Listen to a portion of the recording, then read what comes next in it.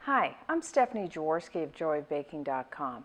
Today we're going to make chocolate chip scones, or maybe you know them as scones. This is a really nice tasting scone. It has chunks of chocolate and dried sweet cherries, and the dough contains buttermilk, which makes a light and spongy, almost bread-like scone. So to begin, preheat your oven to 400 degrees Fahrenheit, which is about 200 degrees Celsius, and then line a baking sheet with a piece of parchment paper, or you could just lightly butter it or spray it with a non-stick cooking spray.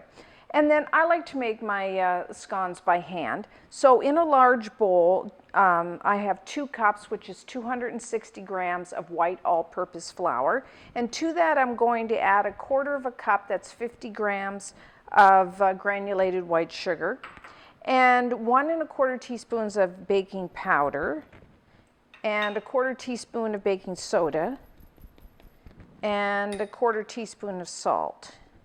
And I'm just going to whisk that together. You want to make sure that baking powder and the baking soda is all mixed into the flour. Because if you have any little chunks of, like, say, baking soda or baking powder, that really gives a bitter taste, which we don't want. So you really want to make sure you whisk that in. Okay, and then I'm going to add 1/2 cup, which is 113 grams of butter. I like to use the unsalted butter. You could use salted. If you use salted, then just leave out the salt in the recipe. And make sure your butter is cold. And I like to just cut it into small chunks because it's easier to blend into the flour. Now I like to do, like I said, this by hand. And I usually use a pastry blender like this, or you could use 2 knives or just your fingertips.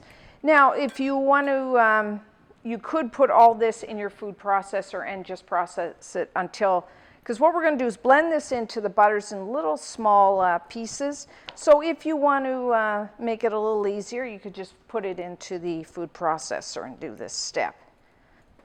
But I don't know, I always like to do this by hand.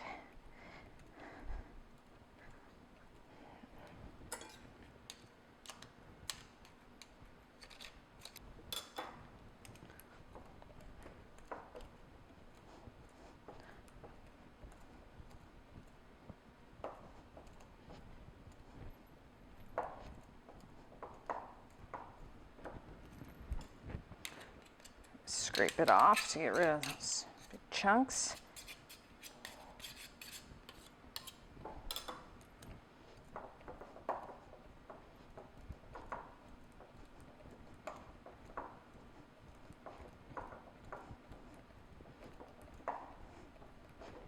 Okay. Now, if you decided to do this in the food processor, then at this point, just take the mixture and put it into a bowl, because we want to do the rest by hand. So I'm going to add 1/2 cup, which is about 120 milliliters of, these are like chocolate chunks. You could use chocolate chips.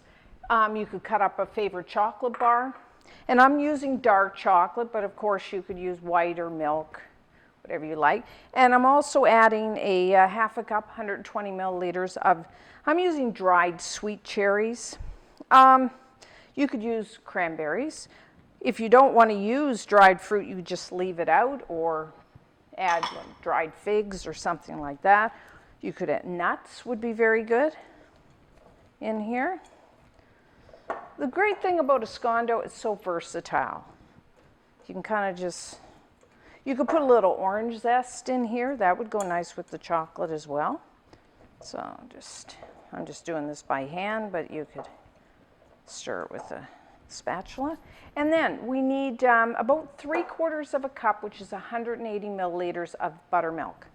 You could make your own buttermilk by just taking a cup of milk and stirring in a tablespoon of like lemon juice or a vinegar, and just let that sit for about 10 minutes, and then you have sour milk, buttermilk. So I'm going to add into that 1 teaspoon of pure vanilla extract. And you can also, I've noticed, buy buttermilk powder now. And just have that container, leave it in your fridge, and so whenever you want to make scones, you don't have to worry about running out to get buttermilk. Now, I tend to add about almost about 2/3 of a cup, about 160 milliliters. I don't add all the buttermilk at once because you never know how much liquid your flour is going to absorb. So just leave a little behind and we'll just see how much it takes. It usually takes about 3/4 of a cup. Now the trick with the scone to make a really nice light scone is we don't want to overmix. And that's why I like to do it by hand. If you do it in a mixer, you could easily beat it, and then your scone will be a little tough. But if you do it by hand, there's less of a tendency to overmix. So I think I'm going to need it all. Also have a little extra on hand because you never know whether your flour will need a little more than that. We're not adding, a lot of scone recipes have an egg, which we're not doing here, and that not using an egg also makes a lighter scone. Okay, so I'm gonna get all that flour mixed in.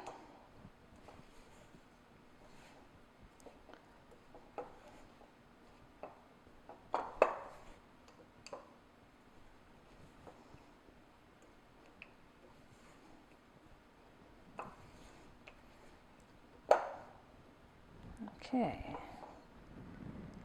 Let's move all this aside.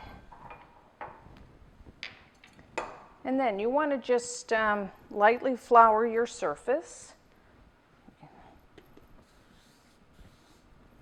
And then just knead it a bit to bring it all together, just a few times. It's not like bread that you have to knead it for 5 or 10 minutes. And then just, you could use a rolling pin, but I just use my hand. I'm going to put it in about roughly about a 7-inch, that's about 18 centimeter round. It's not that critical, but you can always get out your ruler here. I'm just going to eyeball it. So that's about right. And then cut it. I'm just using one of these bench scrapers. You use a knife. Just divide the circle in half. Cut down through those. And then each half in half, and then so we'll have 8 scones all together. And then just arrange them on your baking sheet. Give them a little room because they do rise.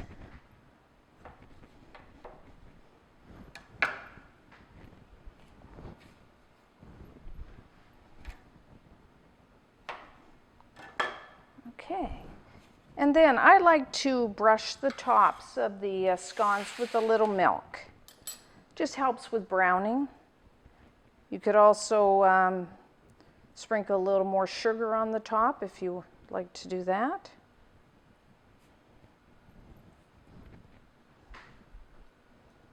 As you can see, these are really easy to make. Have them in the oven like 10 minutes at the most.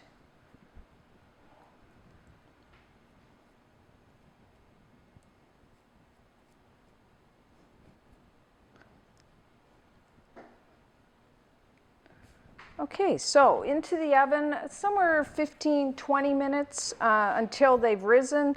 They're nicely browned, and a toothpick inserted into the center will come out clean.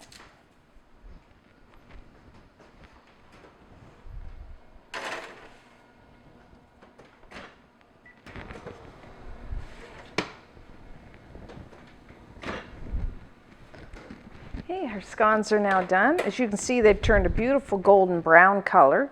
And a toothpick inserted in the center will come out clean. Scones are best the day they are made, but you can cover and store them for a few days, or they can even be frozen. So until next time, I'm Stephanie Jaworski of joyofbaking.com.